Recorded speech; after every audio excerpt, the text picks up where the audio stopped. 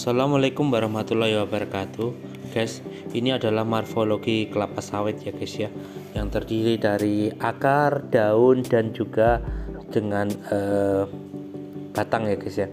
Jadi di sini saya akan menjelaskan bahwasanya untuk kelapa sawit itu sendiri itu ada beberapa kriteria ya guys ya.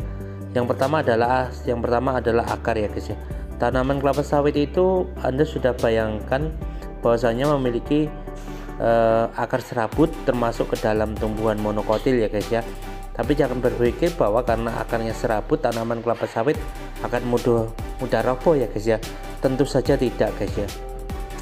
Jadi akar tanaman kelapa sawit itu memiliki 6-10 meter akar primer yang bercabang, dan cabang inilah yang disebut dengan akar sekunder ya guys ya.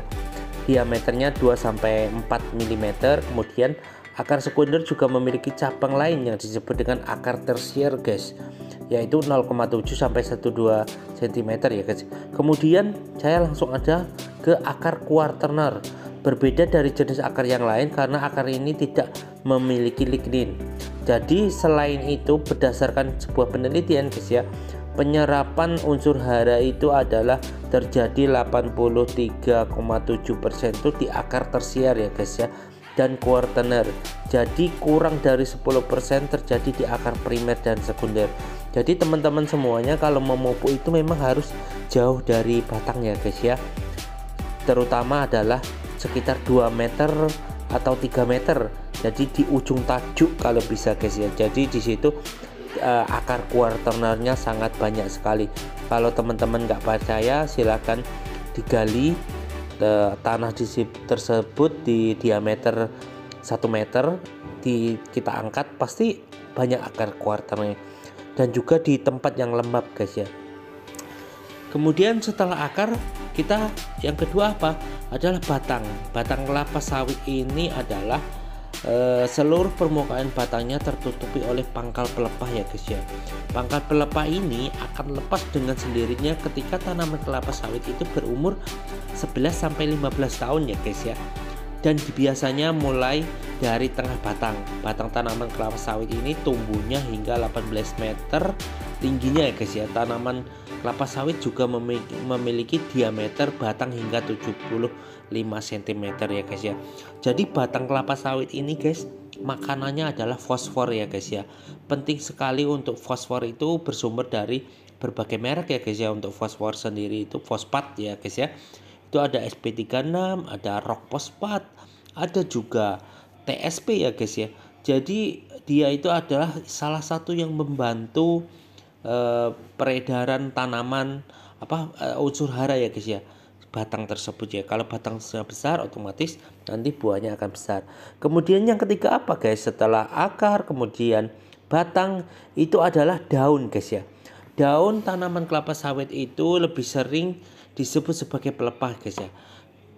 Pelepahnya sendiri itu kumpulan anak daun, terdiri ya helaian daun, lamina, kemudian tulang anak daun, tempat anak daun ya guys ya, kemudian tangkai anak daun, kemudian selubung daun ya guys ya.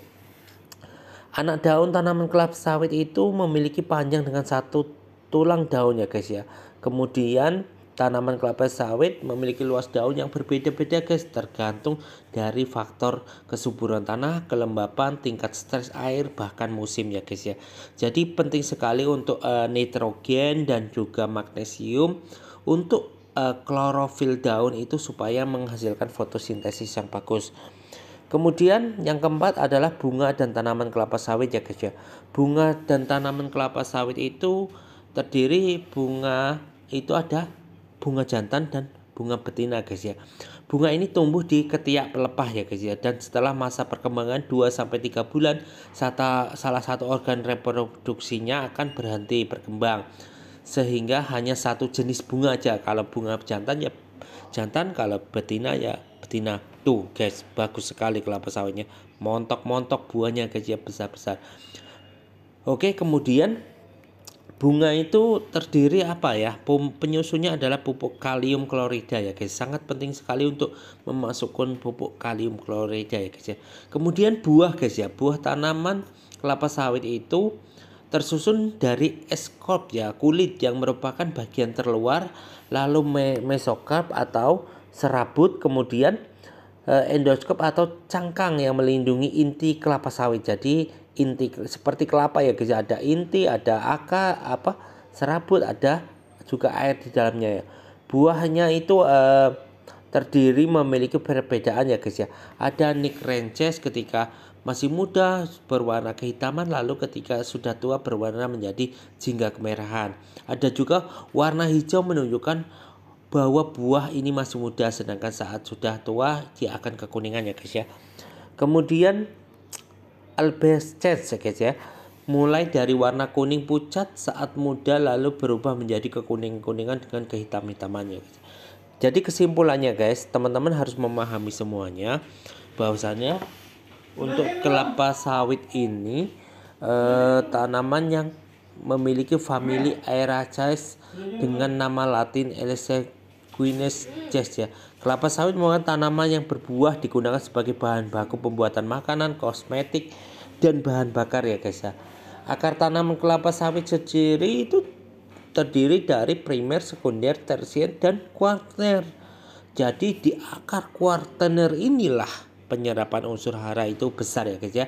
Kemudian batang tanaman kelapa sawit itu tertutup dengan pangkal pelepah, yaitu yang banget membutuhkan fosfat ya guys ya. Kemudian daun yang membutuhkan nitrogen dan juga magnesium ya guys ya. Kemudian bunga kelapa sawit dan buah itu kesimpulannya sangat membutuhkan sekali pupuk kalium klorida ya guys ya. Mungkin itu saja ya guys ya yang saya sampaikan, semoga bermanfaat, semoga kita paham tentang kelapa sawit itu seperti apa ya guys ya. Terima kasih. Wassalamualaikum warahmatullahi wabarakatuh. Jangan lupa subscribe ya guys untuk teman-teman yang baru menemukan channel ini.